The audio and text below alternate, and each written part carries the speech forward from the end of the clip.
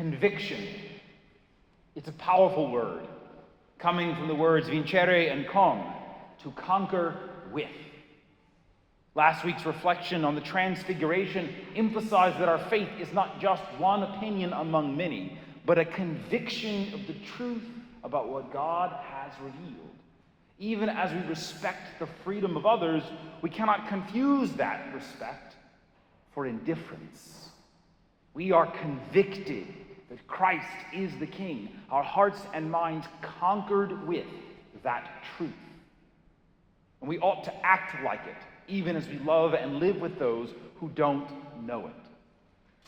How do we live with him then? We can never compel the faith of another, but that doesn't mean we shouldn't desire their faith, even to the point of great sorrow and constant anguish, as St. Paul puts it in his letter to the Romans, our second reading. Having laid out hope and conviction that we are justified, glorified in Jesus Christ, Paul is deeply grieved that many of the Jews, his own people loved by God, do not have that faith, and so are not justified.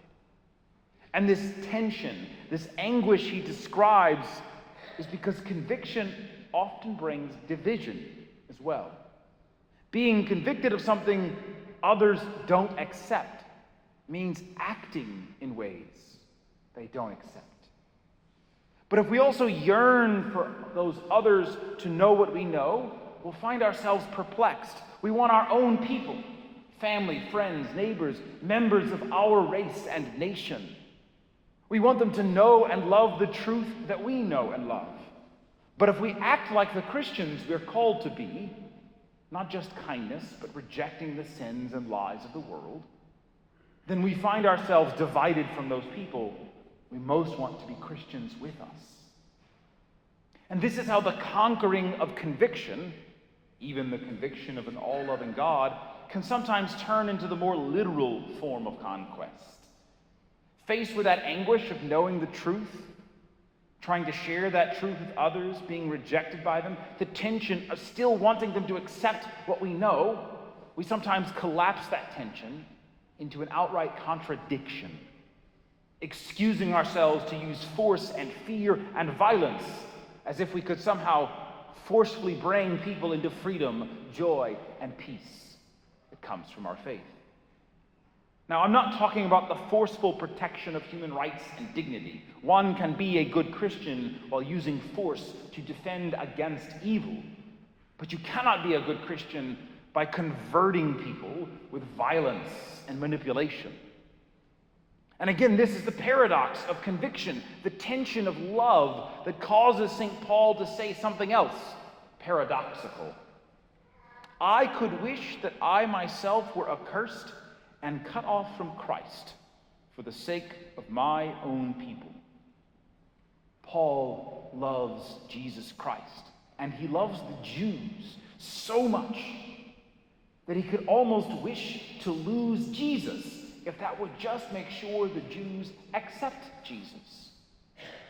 Obviously, he's not being literal. You do no one any good if you sacrifice your soul trying to save others. You cannot give what you do not have. But the point is that if the tension between Paul's love of God and his love of neighbor is going to hurt anyone, he'd rather it hurt him. As we'll see next week, there is a way forward in that tension that doesn't actually hurt anyone. But we're not done with the tension yet. We shouldn't spoil the ending by skipping the conflict too quickly.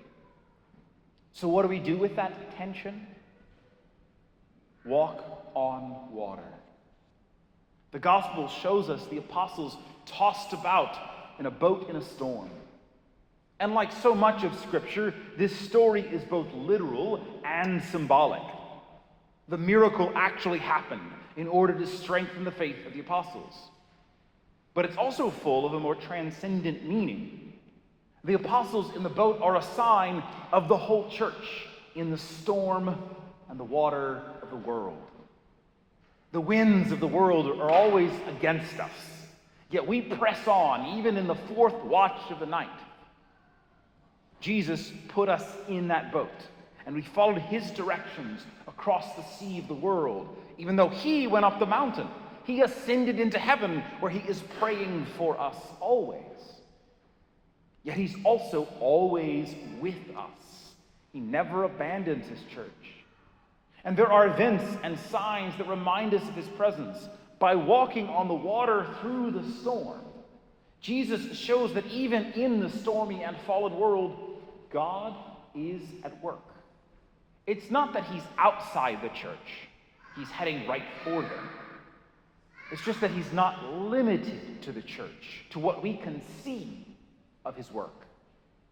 Even then, Jesus is walking on, not being tossed around inside the water, reminding us that his ways are not the world's. He can be seen at work in the fallen world, but his work is not of the world.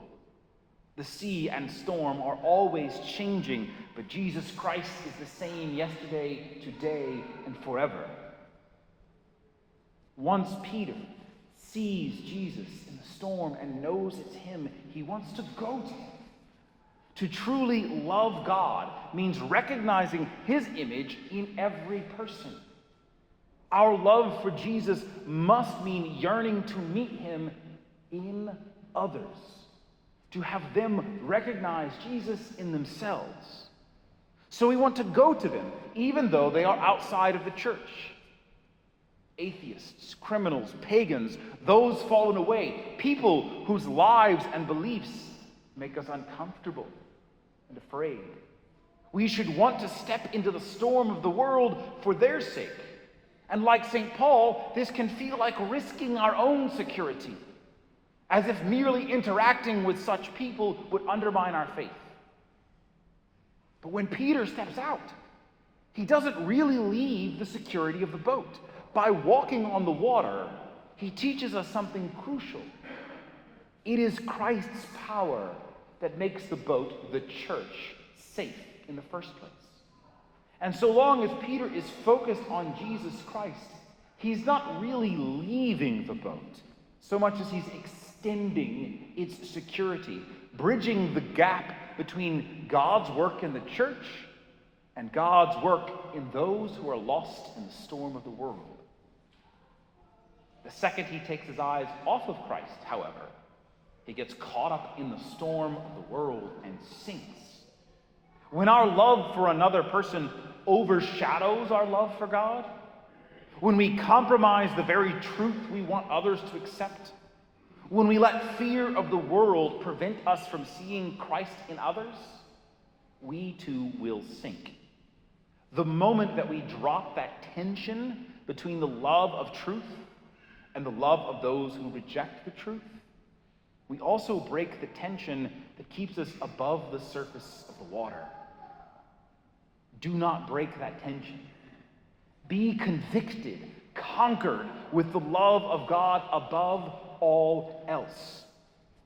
Be convicted also of the need to love those who don't know and love God as they should.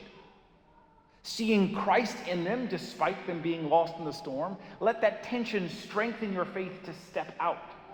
And if you keep your eyes on Christ in them, in the storm, you just might find yourself walking on water, not escaping the tension, but using it to save not only your own soul, but those of others.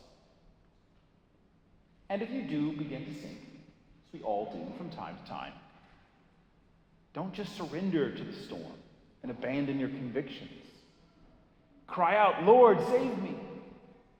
Return to Christ in confession. Let him bring you back to the boat, the safety of the church. Strengthen your faith, your conviction in the Son of God. And then keep trying. Because unlike this scene in the gospel, the storm we're in is still raging.